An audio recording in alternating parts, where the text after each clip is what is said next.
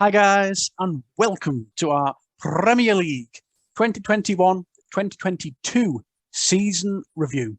So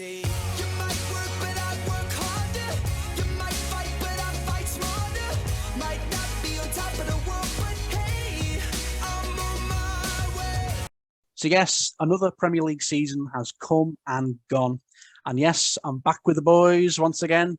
I'm back with James, Luke, and Callum to talk about their clubs and how they think they did this season. Yeah, it's been a crazy Premier League season for all four of our teams. A lot to talk about. Crazy final day of the season, which just finished a few hours ago. Oh my goodness. But wow. So yes, we'll talk about how we think our teams have done. So stuff like that.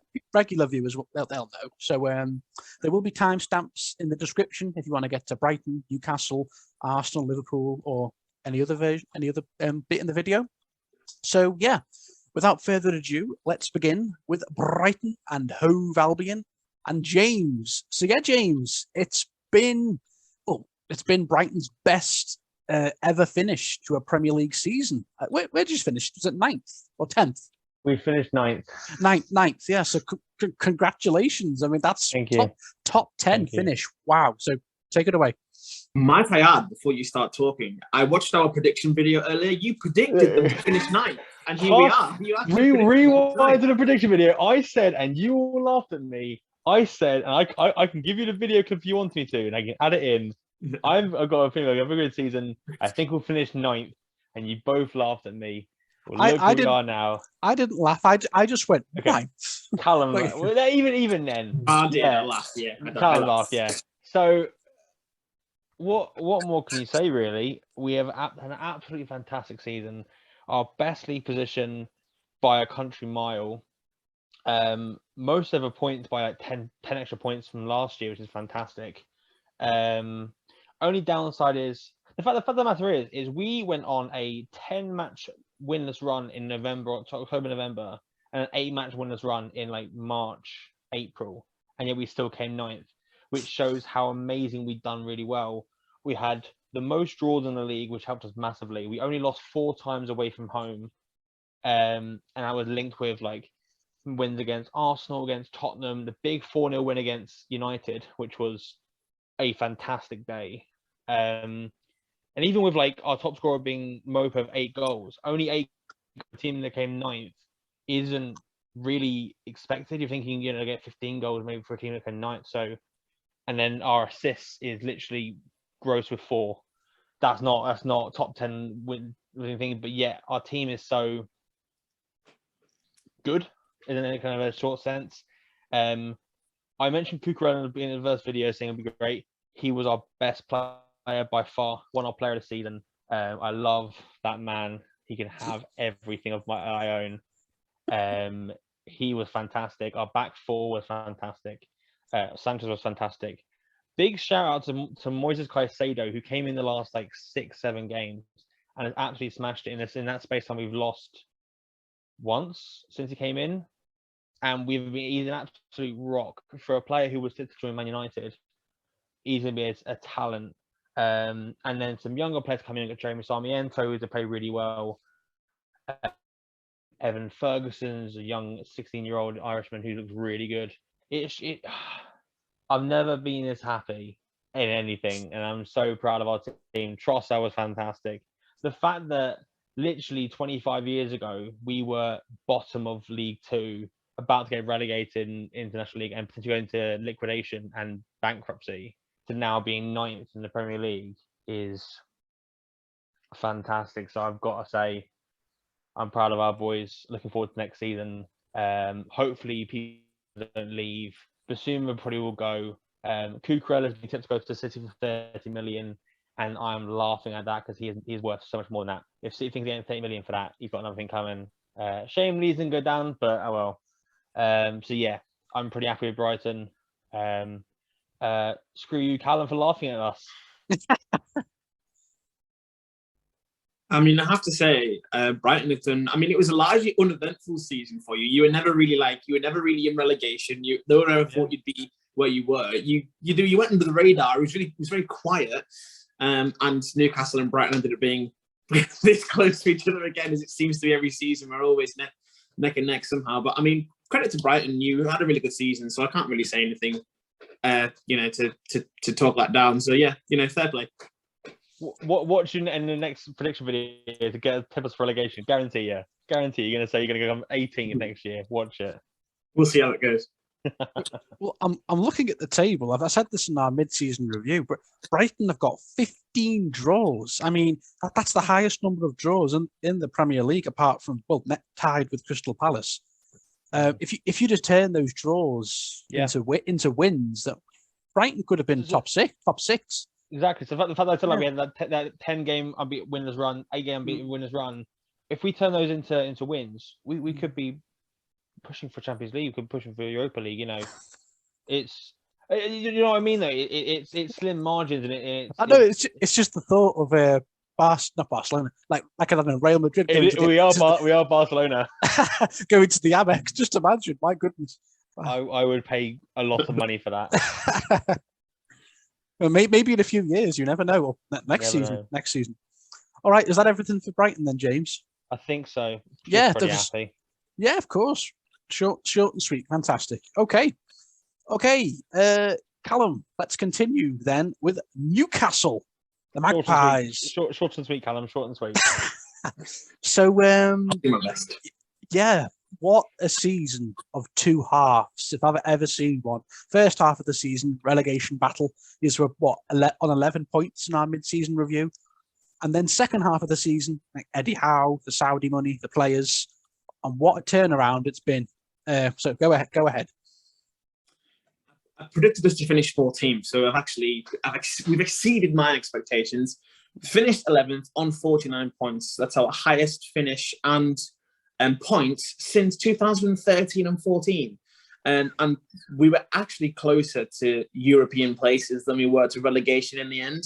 And considering we were bottom of the table at the start of December, that is something that was completely unexpected. I'm fairly certain that Adam and James, you both predicted us to still be relegated in January.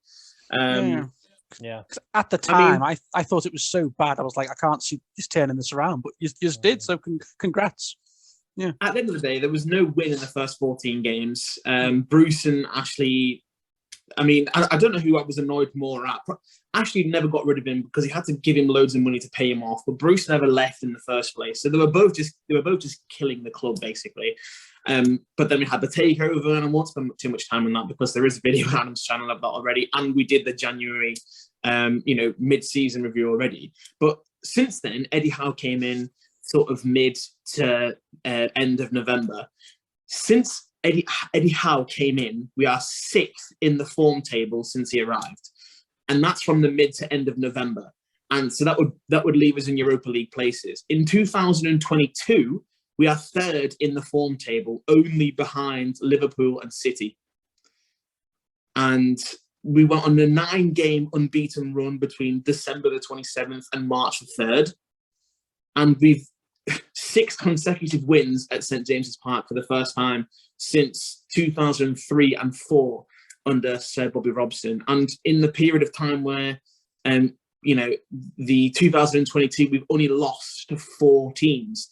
Liverpool, City, Chelsea, and that was a lucky win for Chelsea. We should have won that game, and Everton. And to be fair, we played really badly in that game. But it just goes to show, like, the first little bit of the season that had Bruce and Ashley there was absolutely terrible and dreadful. And then everything after that's been pretty much like, we were obviously in that relegation fight, and, it could have gone either way, but realistically, we did a really good job. Eddie Howe did an amazing job with, what he had. Unfortunately, there's a lot of focus on the fact that, we have owners that have X amount of money in X, Y, and Z. And I know we did spend near enough 100 million in January. But at the end of the day, the transfer windows are supposed to be there for you to make signings to boost the team. And I think it's too unfair to say that that obviously money and this, that, and the other. And yeah, I get that because that's what happens. But that's what clubs should be doing. Just because Newcastle never spent any money under Ashley doesn't mean that we can't do it now. And to be fair, the 5 signings we did make, albeit they've all had their, pros and cons. Trippier, great start, but broke his foot. He didn't play for a long time. Wood only scored 2 goals since he joined. And I mean, fair play. He was doing other things for the team as well, but he was from Burnley to begin with. Dan Burn has been an absolutely immense signing. Thank you, James. Obviously, you know, he's a Newcastle lad anyway, but he's been so good for us. Target again has been awesome. Bruno Guimaraes, you know, he was linked with Arsenal and turned Arsenal down to come to Newcastle, depending on who you believe anyway. And you know, he's done again an amazing job fitting into the midfield there with Joe Litton, who I'll talk about in a second. But realistically, Bruno didn't start you know, games until sort of March. Trippier was out for a bit. Wood, Burn and Target are probably signings that Newcastle could have made without a takeover should Mike Ashley have actually cared about spending any money. But I mean, I think they were signings that were smart and realistic for the club where we were. And, you know, it's not like we went out and bought anyone world class, because no one was going to come in who was world class, you know, like the club was going to get relegated. And Eddie Howe's largely had to deal with the same squad that he had, that was under Steve Bruce, that we've had for years. Transformed players, Fabian Schär, Emil Kraft, John Joe Shelby, Joe Linton is like, he won our player of the season. What a player he has turned into based on like what he was under Steve Bruce and before. Like, he's a completely different person. Ryan Fraser, Miguel Almiron, he last few games he's been a mainstay. Joe Willock, I mean, even he scored a few goals back. You know, in our 9 games unbeaten. You know, just Eddie Howe has taken the team. He's turned all the players that pretty much that we had before, and it's pretty much the same squad. Turned everything around and done what he's done with it. Even without the signings made, I still think that he might have turned us around to survive. I don't think he would have ended up in 11th place, because I know that the signings matter, but I just think there's too much of a focus on the money and, you know, the signings and all these kind of things, when, you know, Eddie Howe deserves a lot of credit for what he's managed to do. Top scorers, Wilson with 8. He was out since December. This is what worries me a little bit. Morpay, I don't know if he's had his injuries or whatever, or whether he's been in the team all season, but just dip in form, really. Wilson was out since December, and he only came back a few games ago. And you know, Wood wasn't scoring that many goals. We do need a striker. If Wilson can stay fit and play like he did today and against Arsenal last week, then I would gladly keep him as the striker forever. Bruno Guimaraes came in and scored 5. St. Maximin scored 5. Joe Linton scored 4. So, you know, not really a bad turnaround for him. Shah, Shelby, Trippier, Willock, Wood, Fraser all scored 2. And then you've got a few that have got like 1 down there at the bottom. Top assists, St. Maximin got 5. Fraser got 3. Murphy, Ritchie and Shah all got 2 as well. And the last thing I've kind of got to say really is that it's a big sum ahead for Newcastle. I don't think I've ever been as excited as I am and feel right now about the prospects of the next season. We've still got Dan Ashworth to come in as technical director, because he's been on garden leave from Brighton, so we didn't actually want to pay the fee to get him out of there, so we've just left him there basically. I don't know in terms of transfers. We've got scouts everywhere. Anything could happen.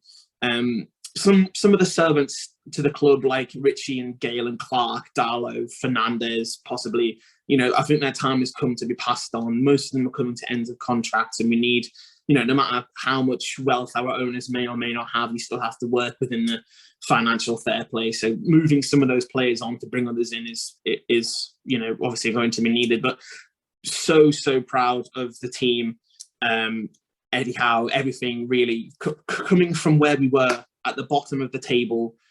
The takeover was obviously huge, everything to do with it. But honestly, I've enjoyed, possibly for the first time in years, watching Newcastle United play football. And I don't know what the future holds. If we're in this form since Eddie Howe come in for Europa League and since 2022 for Champions League places, essentially, if we get them the right signings, we could be pushing for, you know, at least top 10. We were close this time, given the season we had. If we have this consistency, everything's just changed. The owners are always at the games. Amanda Stavely and her husband and the Reuben brothers, and sometimes representatives from the PIF and all these things. And like Ashley came to a game every few years. The whole culture of the club's turned around. There's support everywhere, and it's just a really, really, really good time to be a Newcastle fan right now. And I think I will probably end it there, because I did time myself doing this, and I think I've probably gone over the time I did for this, but still, really positive outcome for the season. Yeah, I fully agree, and I think next season, I don't think is going to be top 4 next season, but I think not yet, but I think next season for Newcastle will probably be all about maybe Europa League or that top 7, top 6. I think very, very possibly. So we will see what happens next season with the new players. I'm sure you're going to bring in a few new players during the summer. Go on, James. I was saying it'd be interesting. You mentioned Dan Ashworth, and I think one thing that kind of shocks me about the whole kind of move from Brighton to Newcastle is Dan Ashworth is very good at signing young players, which at the time didn't feel like a thing that Newcastle needed. They needed like people to come into the team now. But with him coming in the summer rather than then, it means you can now build, like you said, Adam, it won't be a next season, but it could be a few seasons in the future when he'll bring in those young players. So, that's what I say. It won't be a short-term thing, but long-term, we should be smashing it. I mean, our academy is dreadful, I can't lie. Maybe the both Longstaffs, and even then, Matty Longstaff's at Mansfield Town right now. Sean Longstaff's been a bit inconsistent this season. Those are the only 2 people, really, that have come through our system and stayed, relevant-ish. The Newcastle academy and youth system is not good, so Dan Ashworth can hopefully turn that around. Yeah. Because obviously a top club needs to have players coming up from the academy, and we don't really have any of that right now. Yeah. And with Ashworth's links to the England system, it's a brilliant purchase for you guys. So, yeah, okay. Are we all done with Newcastle then? Yes. Two very positive reviews. Now, with Luke, maybe not so much. I'm not too sure. We'll see.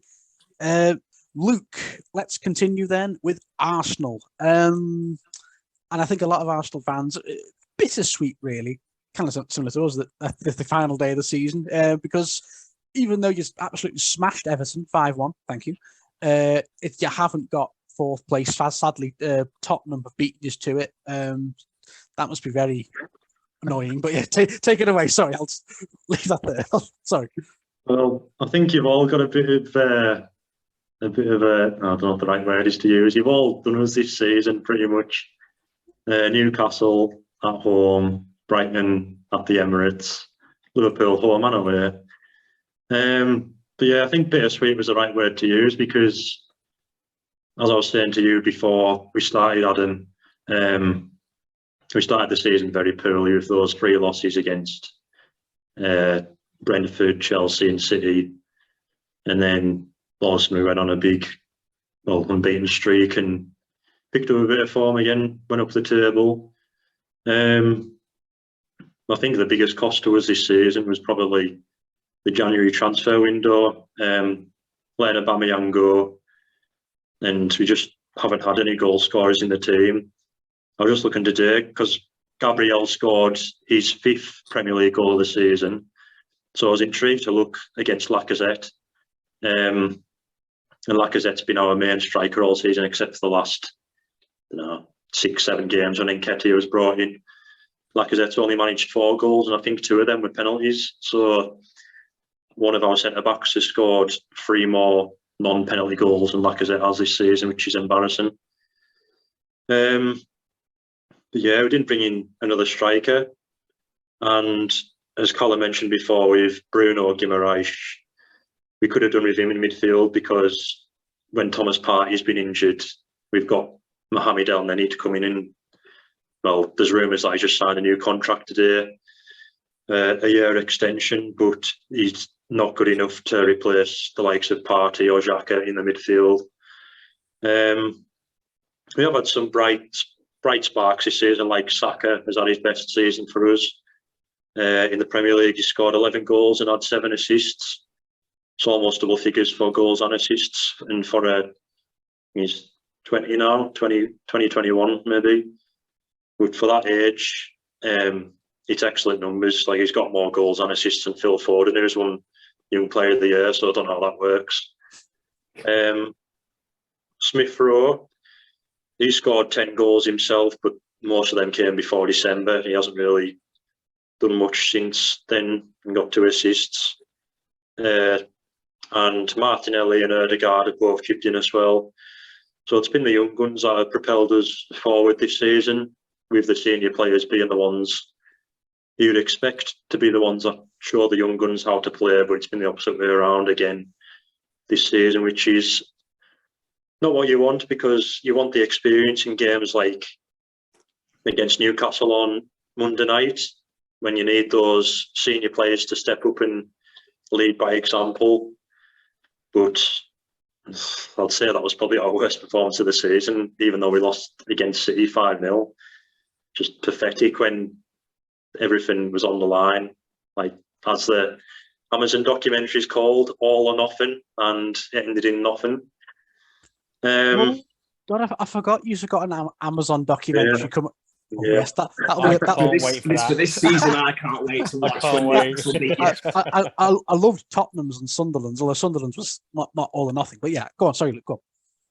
Yeah, I think it's going to be pretty similar to the Spurs one, because theirs ended in nothing pretty much as well. But they've got the bragging rights this season, getting into the Champions League.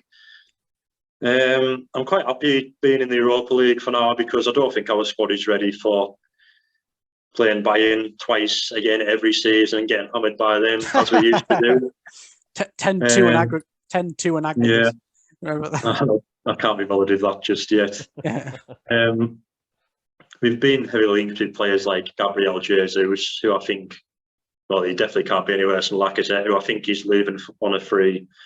I don't know what's happening to Nketiah. Arteta said there's got to be some announcements soon about El Neni, Lacazette and Nketiah.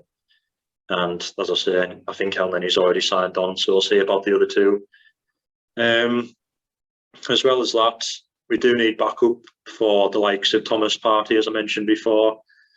Quality backup, world-class backup, because we don't have it in the squad other than that.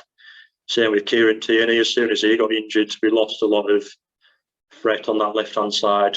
And I'm guessing you've all watched Nuno Tavares this season. He's not the best. He's not the brightest spark in the team. He has some good moments, but other moments you think, what on earth are you doing? Same with right back as well. Where when we had our full defence, Tierney, White, Gabriel, Tomiyasu and Ramsdale behind them, we racked up loads of clean sheets, and then Tierney went out, Tomiyasu went out. We were playing with Cedric and Tavares, with White and Gabriel, and them two full-backs just can't defend. So I think we do need some quality backup in those areas. And as I say, just need goals up front, and hopefully next season we'll climb into the top 4 and have a much less stressful, should I say, end to the season. Yeah, I'm hoping to be optimistic next season. See what happens. Yeah, I mean, it is a shame, because this is the closest I think Arsenal have come to getting 4th since 2016. So to just have it snatched away in the last game or two, that must suck. But yeah, hopefully next season, Luke, Arsenal can step it up maybe a notch and hopefully get back into 4th. Although I think you'll be fighting tooth and nail maybe with West Ham and Tottenham. Maybe Man United if they can improve under Ten Hag, and not Newcastle. Yes, but we'll see. But really, just I think there was that period of losses. I've got it written down here. When we played Palace, lost 3-0 against them. Then Brighton came to the Emirates, lost. What was it, James? 2-0, 2-1, 2-1, 2-1. Yeah. And then Southampton, who've just been hammered 6-0 by Chelsea and lost to them. Couldn't make it up. I think that's what's cost us those three games there. Oh. All right. Well, fingers crossed for Arsenal next season. But this still got I think Europa League could be very, very good. I think this could definitely be one of the favourites to go on and win that. I think. Hopefully. Yeah, and that's a way into the Champions League, isn't it? If you don't get fourth, yeah. So Yeah. Okay, then let's move on to Liverpool. So Commiserations. yeah, we'll get there. So yeah, I'm in a really weird mood today because it's been a hell of a roller coaster. The final day of the season, lots of emotions, but on the whole, there's way more positives than negatives. So let's just start. So in January, I remember saying how we were like over 10 points behind Manchester City, and yeah, when it's not. I think we've given City the title. They're just going to run away with it again. And I was as Jurgen Klopp taking this team as far as it could go, and I was a bit down, maybe a bit too down. And then we've kicked the gear, and we've had an absolutely incredible season to cap off. Really, in all 4 available competitions to us, we've gone all the way in all 4 of them, which is incredible. We managed to catch City up, and it became a very neck and neck title race in March. In March and April, and of course in May to finish off the season. It became obviously like us and City do, it's become a huge title rivalry now. Like the 2 best teams really, and probably in Europe, Liverpool and City. Definitely, it's become such a big rivalry now. But yeah, we took City all the way in the title race. We won the FA Cup, which is fantastic. Very tight game against Chelsea on penalties. We won the League Cup against Chelsea on penalties. Very similar, but they were both very competitive games, hard-fought finals, and we've done the domestic double, which is fantastic. It's the first time Liverpool have won the League Cup and the FA Cup in the same season, I think it was 2001 with Gerard Houllier. So it's been over 20 years since we've done that. So that's fantastic. Yes, and I think we've played some fantastic football this season. Some very good results. We've done the league double over Man United. That was that was lovely. We scored 9 goals. We battered them 5-0 at Old Trafford, 4-0 at Anfield. Lovely. We did the league double over Everton. We got some very good wins. 4-0 over Arsenal. Sorry, Luke. That was a nice win. But there were some very disappointing draws earlier on in the season, which I think when you look back at this now, probably did cost us the league, which is a shame. So yeah, we finished second on 92 points. 92 points. It's the second time now we've had a 90-plus point finish, and we didn't win the league. It's in 2019 it was very bitter. I was not bitter. I was just very disappointed. But we still had the Champions League final to look forward to, and it's the exact same this season. City have just beaten us to the league by a point, but we've still got the Champions League final next week to look forward to. So yeah, against Real Madrid. So the treble is still very much on. What's it called? The Continental treble, when you win the European Cup with the 2. I think it is something like that. Whatever.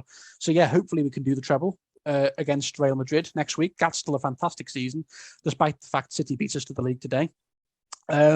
Goals, we have scored 94 goals scored this season. That's only a few behind City. 26 conceded. So that's incredible. That's a plus 68 goal difference. That's really strong. Salah is our top goal scorer this season with 23 goals, which was great. He won the Golden Boot, or joint Golden Boot with Son. 16 goals for Mane. Jota got 15 goals. Salah also got top assists, so I think he won Playmaker of the season with 13 assists. Trent Alexander-Arnold with 12 assists. Robertson with 10 assists. So just like it has been that very steady unit of Salah getting the goals and Trent and Robertson getting the assists, and of course Salah gets the assists too. That's very steady. Luis Diaz joined us in January, and he's looked absolutely phenomenal. From Porto, he's hit the ground running. He's got so much pace. Like, he's a defender's worst nightmare. He's been so good. And I think he's only going to get better under Klopp next season. We'll see how. I reckon he could easily get 12, 13 goals next season and quite a few assists. So we'll see how well he does. And yeah, that's all I've really got to say. It's been a great season. I know I'm disappointed about us just slipping. Well, we didn't do anything wrong, really. Just Aston Villa couldn't hold the lead against City. very, very frustrating. But that's the team Man City are. They can just score 3 goals like that. It was crazy. And yeah, fair enough. Congrats, City. They win the title only just again. But it's been an incredible rivalry, us and City, the last few years. Obviously, us with the Champions League, us with the title in 2020, but they've won the league back quite a few years in a row now. And yeah, I just really hope we can win the Champions League next weekend, because I think that'll still cap off an absolutely fantastic season with 3 trophies. And yeah, we go again next season. But although I think City with Haaland will be, well, I think he'll either be really good, or he'll struggle with the Premier League, or he'll be injured half the time, because I've heard he is quite an injury-prone player. But we'll see how Haaland does at City next season. But they might, if we can still keep up with them. And that's all I've really got to say. It's the fact that we've been enough, like I said, 4 competitions. We played every possible game you can this season. We've won won the domestic double, Champions League final, and we took the title race to the final day of the season. I can't ask any more than that. That's incredible. We just slipped up at the final hurdle, and yet maybe they did those draws to City and Spurs. They probably did what they did. They did cost us in the end. If we'd have won those games, we would have been 3-4 points clear of City. But never mind. It's still been a fantastic season, and yeah. And before we finish to go top 4 and bottom 3, what are your guys' predictions for the Champions League final next weekend? Do you think we'll beat Madrid? I think we are the slight favourites, but it's going to be a tough game. Yeah, I think it depends on, because Real Madrid's midfield is so strong despite how old they are. I think it depends if you've got Thiago fit or not after today. Yeah, he walked off injured, so I think he might have pulled his hamstring. So he's out for a I'm while. not sure he's going to be there. We've still got Henderson. Oh, we're going to lose. Yeah, the thing is, without Thiago in your midfield, there's no creativity, really. You've got, Keita, yeah, but Milner and Henderson are kind of the same kind of midfielder. Oh, no. And, Thiago, I mean, their passing is, well, Henderson's passing, I would say, is better than Milner's, but I think Thiago, like, the craze today, I mean, I know that you ended up winning 3-1, but when whoever was commenting on doing the game, they were like, yeah, since Thiago's gone off, like the creativity is just gone. So, I mean, it is, you are a different team when you don't have him there. So, I don't know. I still think Liverpool will win, because I think you need some revenge from a few years ago when Real Madrid beat you to it. So, yeah, 2018. Yeah. Salah needs to get a goal. It'll be a tough game. I think if you get far enough ahead when the game starts, then you've won, because obviously Madrid have had this habit in the last few games of winning in the last few minutes. So if you can get far enough ahead that they can't stage a comeback in the last 10, 15 minutes, you should be okay. But I'd say you'd win, but it'll be tough. Yeah, I hope we win. I think if we play to the best we can, we will beat them. But it's a matter of ifs and whens, obviously, with a big final. So, but fingers crossed. Okay, thanks, guys.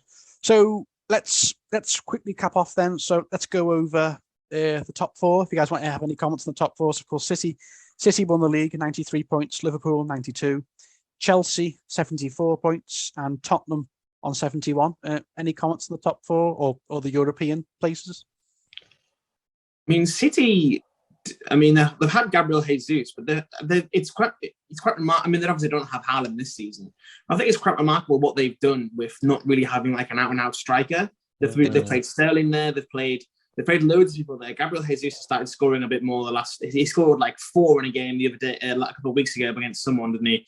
But they haven't really had a really, really solid striker this season yet. They've still won the league. Yeah, their top goal scorer was De Bruyne, who's 8 behind Salah.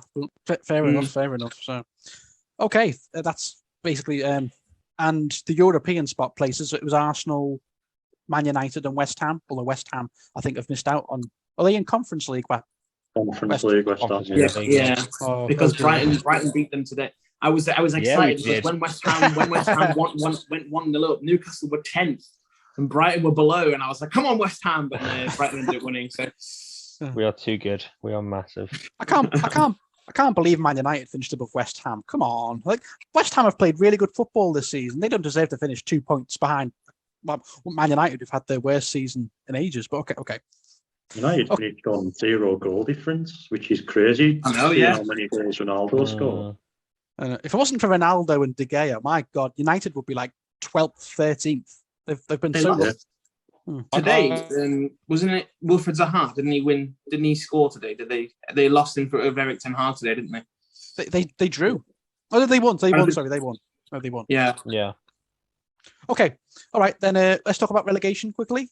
So yeah, the teams that went down: Burnley on 35 points. Who sad to see Burnley go because they've been a Premier League team for about 5, 6 seasons. So sad to see Burnley go down. But when they sacked Sean Dyche, people say they deserved it.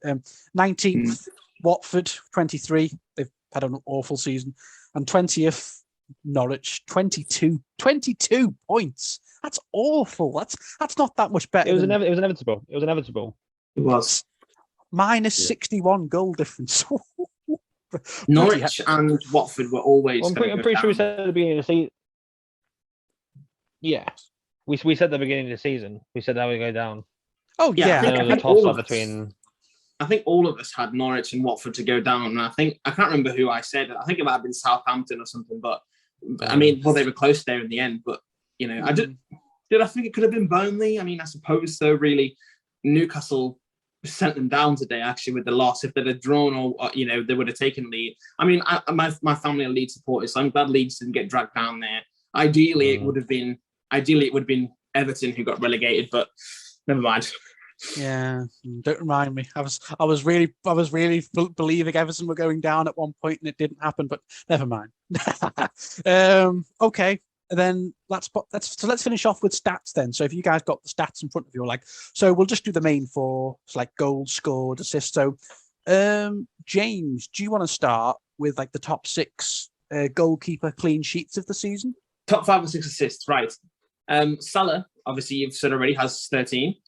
Trent Alexander-Arnold has 12. Harvey Barnes is in 3rd place with 10.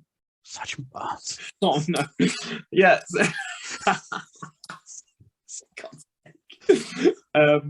Jared Bowen is also on 10. Mason Mount is on 10. Robertson's on 10. So they're all in joint 3rd place. Wow. And then you've got Reece James, Harry Kane, Paul Pogba. They've all got 9. And Mikel Antonio has 8. So really, they're all kind of jaunt around there with 10, 12. Oh, we've lost James. Oh, James is gone. Oh no, where's he gone? Yeah, so obviously joint top was Alisson and Edison, both with 20. In 3rd was Hugo Lloris with 16, which I was surprised by. I didn't think Tottenham had that many clean sheets, but fair play. Mendy, Chelsea with 14. Ramsdale with 12 for Arsenal again. Didn't think Arsenal had many clean sheets, but we'll go with that. And then there is four goalkeepers with 11 clean sheets, which is Guaita for Palace, Jose Sarr for Wolves, Martinez for Villa, and Big Bobby Sanchez for Brighton. So those are kind of top. It says 9 players, but they've got a lot of joint ones. Okay, all right. Thank you, James. And Luke, do you want to do like top 7, top 8 scorers, like all the top scorers this season, like top 7, top 8?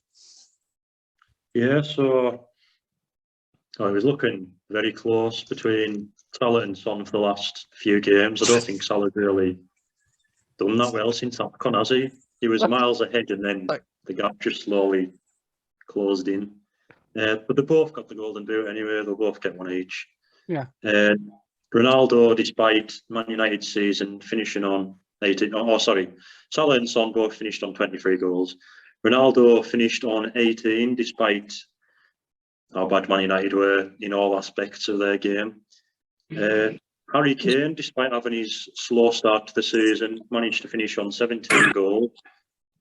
Luke, sorry, you're sideways, mate. Sorry, it's making us laugh. Armour. Yeah, you like that. Sorry, we're struggling. I've had to switch to the Premier League. Oh, all right. Okay, well, just continue then. Sorry, we won't laugh. We've got it all out. What got me was Adam turning his head sideways. Otherwise, I think I'd have been fine. Okay, so sorry, Ronaldo. Sorry, go Ronaldo. Yeah, so Ronaldo finished on 18, Harry Kane on 17. Then Mane has had a few goals recently, finished on 16. De Bruyne on 15 and Jota on 15. So you lot are lucky, Liverpool, with the front three you've got getting all them goals. Still didn't. We can wish for. Still didn't win the league though. No, it's crazy, isn't it? Oh, City, you've had 2 players above any City player, and then another player level with City's top goal scorer, which is crazy. But City have such a good. Surprised to see Jamie Vardy there. Yeah, they just spread their goals out throughout the full team. That's the way they win the league. Because obviously, they don't have a striker until Haaland comes in. Well, Jamie Vardy was injured for a lot of this season, but he's there with 15, so he's done quite well for himself when he's played, it seems. All right. Well, thank you. Oh, you're back. Thank you, Luke. I'm back. Yeah, sideways Luke's gone. Okay, so so we'll finish off with the top goals scored by the teams. So first we have Man City with 99 goals. So despite the fact they didn't have any an out goal scorer, they still get 99 goals this season. Second, Liverpool 94. So Liverpool and City were the top 2 by quite a bit. Then third, Chelsea 76. Tottenham 69.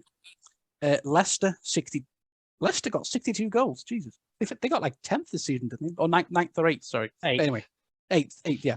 Arsenal 61 goals.